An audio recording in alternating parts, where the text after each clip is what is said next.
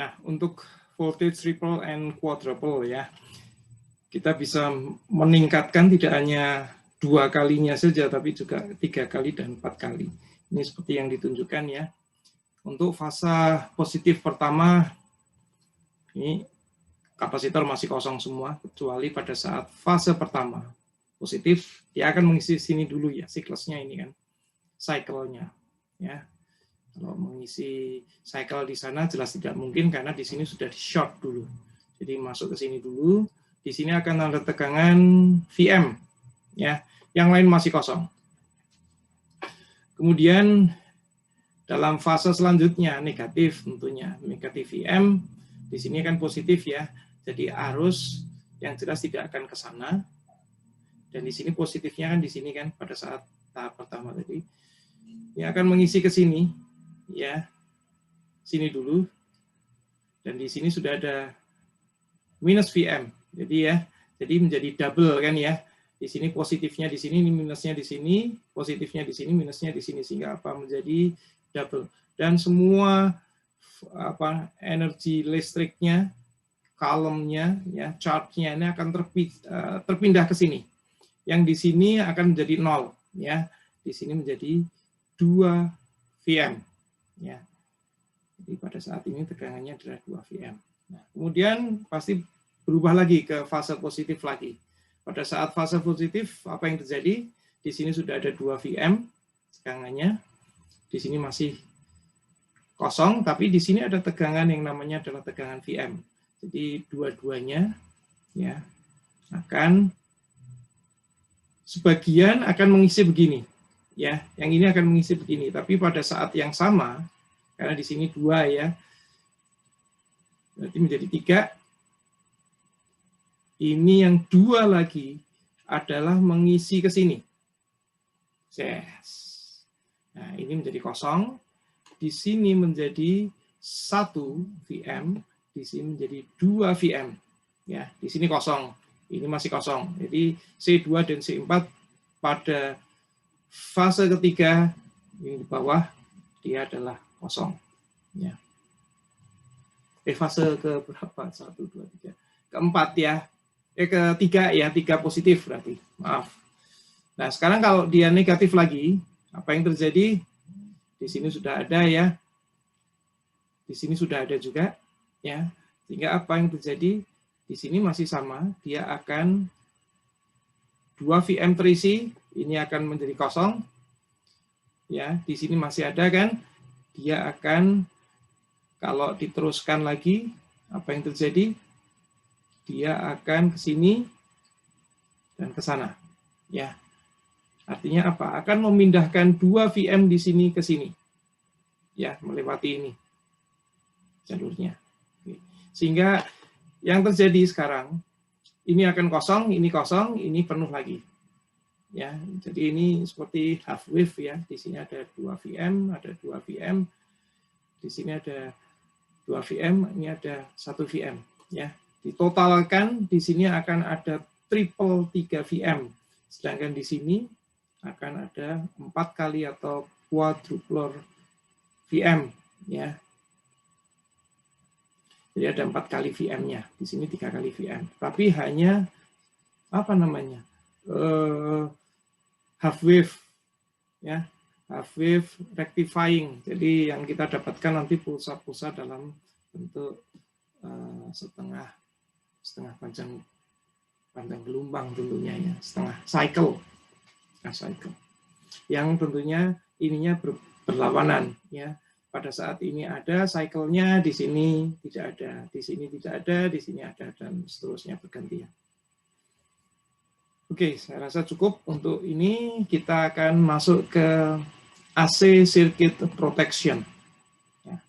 Kita sering dalam sirkuit kita menghadapi bahwa rangkaiannya tidak hanya sekedar diode, kapasitor, dan resistor, tapi juga kadang-kadang ada yang kita sebut sebagai induktor di sini.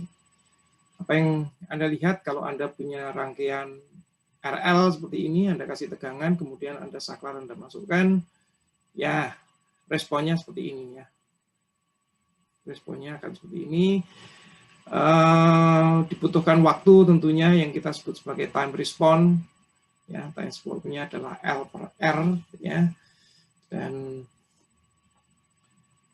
untuk bisa menjadi stabil kurang lebih dibutuhkan 5 tau, ya, 5 kali L per R. Oke. Jadi artinya semakin besar L-nya, itu akan semakin lama, semakin kecil R-nya berarti juga semakin lama, ya. Artinya ini saling berpengaruh.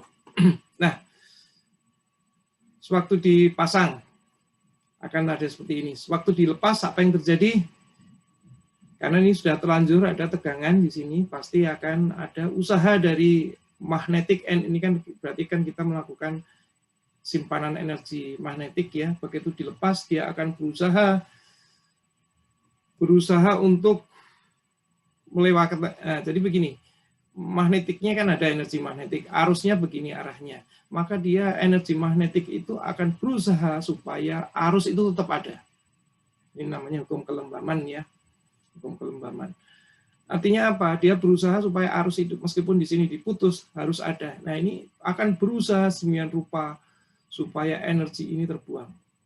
Nah, jika tidak ada cara untuk membuangnya, biasanya akan muncul api di situ, flash, ya. Apapun namanya, ya, namanya percikan api atau flash atau arcing di sini, ya. Karena akibat apa? Itu artinya adalah pelepasan energi magnetik yang disimpan dalam kumparan ini terwujud dalam ini, ya, tegangan tinggi biasanya wujudnya. Ya, wujudnya seperti ini.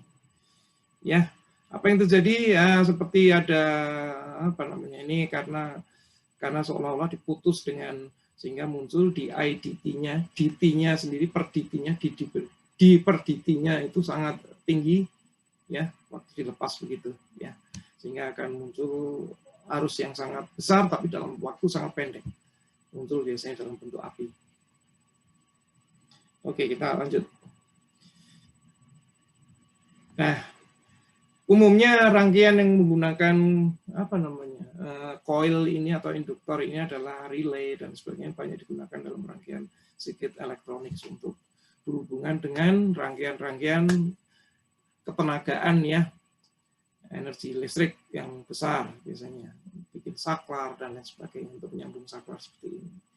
Ini perlu sewaktu saklar dilepas seperti ini atau sirkuitnya kita matikan, artinya perlu releasing energi yang sudah tersimpan dalam bentuk energi magnetik di dalam kumparan ini. Ada beberapa teknik yang ingin kita ajukan di sini. Ada teknik yang kita sebut sebagai snubber, yaitu energi listrik yang tersimpan dalam bentuk energi magnetik, ya, kemudian menjadi magnetik, kan, itu dirilis kembali. Ini kan harusnya begini, kan, ya. Ya, ini harus dalam bentuk lingkaran, artinya dia akan merilis energinya itu dalam bentuk lingkaran sehingga apa? Sehingga habis. Ya, seperti decay oscillating, ya, osilator. Energinya pasti akan, nah, energi listriknya kemudian bagian akan tersimpan dalam kapasitor ini. Ya, kalau dalam kondisi seperti ini, ya sudah gantian. Kalau tadi arusnya di sini mentok terus, sekarang akan dirilis, disimpan dalam bentuk energi listrik dalam kapasitor. Ini namanya snubber, ya. Atau ini kan energi magnetiknya di sini ini dalam bentuk sirkuit, ya. Begitu dilepas ini ada kelebihan energi yang harus dilewati, ini harus dimasukkan dalam kapasitornya, sama sebenarnya seperti snubber juga, ya, istilahnya snubber. Oke. Nah, teknik yang terakhir yang lebih praktis biasanya kita sebut sebagai diode protection atau protective diode, kita pasang secara paralel terhadap ini. Jadi biasanya di sini tersambung, ini ada sumber atau sumbernya di bawah terserah, tapi salah satunya pasti ada switchingnya, ya, di sini. Kalau sumbernya di atas, switchingnya di bawah. Bentuknya biasanya dalam bentuk transistor, MOSFET atau apapun. biasanya ada arus terus kan, suatu saat karena ada switching untuk mengontrol relay ini, maka ada hidup dan mati. Ya, current-nya akan putus atau tidak. Nah, pada saat dari sebelumnya ada current terus, kemudian putus, maka apa yang terjadi? Si energi magnetik akan mencari cara bagaimanapun untuk merilis energi magnetik tersebut. Kalau tidak ada, apa yang terjadi? Ya tadi, akibatnya yang menjadi korban adalah switch-nya, flashing, arcing, ya, dalam saklar itu, atau merusakkan saklar itu sendiri. Kalau saklarnya dalam bentuk transistor, ya yang kena pasti tegangan tinggi akan, ya ini kan tegangan tinggi dalam sekejap ya, kan LDIDT ya. DIDT-nya sendiri meskipun kelihatannya arusnya kecil, tapi kalau diputus dalam waktu sekejap, maka dia akan muncul tegangan sangat tinggi dalam sekejap. Itu yang akan merusakkan transistor biasanya. Sehingga perlu ada suatu rilis energi di mana caranya untuk supaya dia tidak kemana-mana. Ya, tidak mencari jalan untuk melarikan diri, tapi kita cari aja, kita bikin suatu loop seperti snubber tadi, kasih loop. Bisa dalam bentuk snubber, bisa juga dalam bentuk seperti ini. Kalau ini adalah kita rilis seolah-olah kita short circuit saja. Karena harusnya begini ya, dari ini ke sini, sini. Nah, begitu dimatikan, dia akan berusaha mencari jalan, maka dengan di short ini, maka dalam waktu beberapa milisecond dia akan langsung habis energinya, dibuang di sini. Ya, ya kan ini kan kalau ini muter terus kan ini ada resistansi di sini, atau di sininya ada resistansi, maka dia akan dengan sendirinya habis. Itu yang dimaksud dengan ada protection, ada snubber, sudah kita kenalkan. Semoga ini menjadi bekal Anda nantinya kalau mendesain sirkuit, khususnya yang berkaitan dengan energi yang lebih besar ya dalam bidang elektronika daya. Nah, ini salah satu contoh ya kalau kita memasang ya untuk pelindung ya bisa seperti ini. Jadi contoh-contoh untuk bagaimana membatasi arus yang terjadi di apa namanya base emitter ataupun di kolektor supaya tidak ada arus balik ya, namanya arus balik. Biasanya menggunakan diode yang lain. Oke.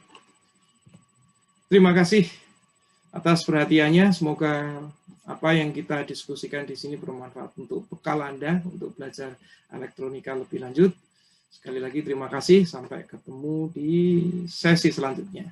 Wassalamualaikum warahmatullahi wabarakatuh.